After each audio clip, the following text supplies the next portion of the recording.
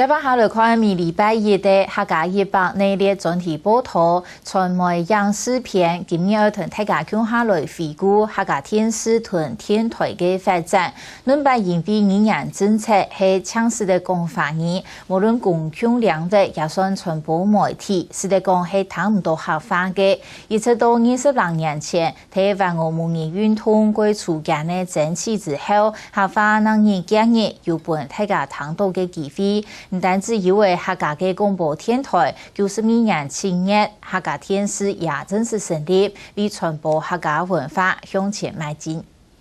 第50年将颠倒客家电视，客家电视开台成功。民国92年7月初日，客家电视台同乡亲嘅期待，老大家嘅見證下正式開播，係海內外唯一專屬客家嘅電視台。5、4、3、2，嘿。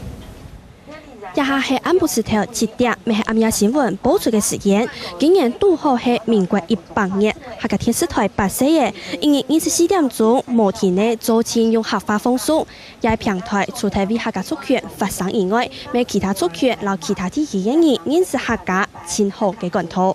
單像你這個客家，還有原住民，還有河洛，還有外省，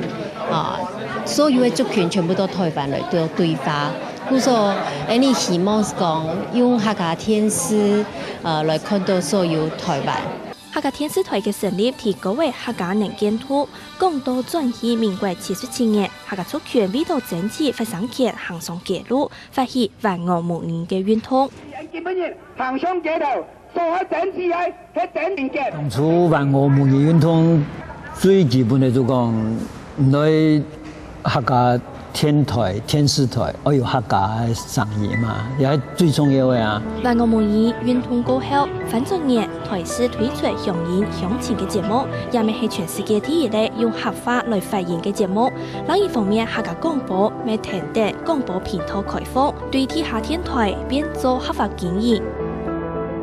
不准設電台嘅時代，就講所以你係一種地下嘅方式，也冇辦法登記嘛。所以嗰陣時甚至講政府講啊，馬上急出省啊，就用現行法，因為嗰陣時法律確實就讓專門講清清楚楚就做嚟發省啊，用現行法咧，然後就做起來，我哋經常唔驚，繼續發省啊。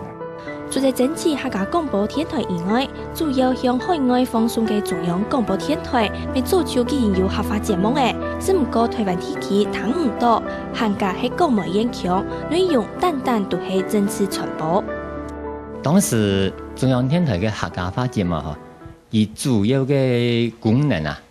係在對大陸嘅一種嘅宣傳工作，所謂嘅宣傳工作，也就是所謂嘅宣傳嚇。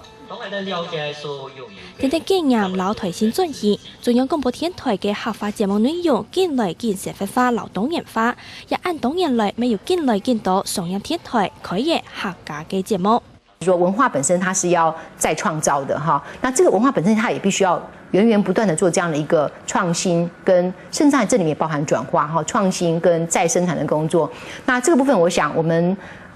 樂見就是說客家文化能有更多的這樣的一些這個元素帶進來所謂的這個主流文化裡面。